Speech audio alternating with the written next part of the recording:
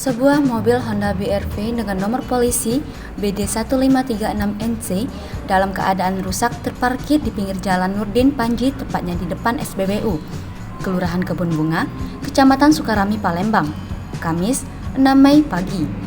Sejauh ini belum diketahui pemilik mobil tersebut. Berdasarkan pengamatan, tampak kondisi bagian belakang mobil berwarna hitam tersebut penyok dan airbag di kedua kursi depan dalam keadaan terbuka. Diduga mobil ini mengalami kecelakaan lalu lintas. Kasat Lantas Polrestabes Palembang, Kompol Endro Ariwibowo saat dihubungi mengaku belum mengetahui perihal mobil tak bertujuan tersebut. Dia mengaku belum mendapat laporan dari anggotanya, jadi akan mengecek ke lokasi. Laporan Diansyah untuk Anda.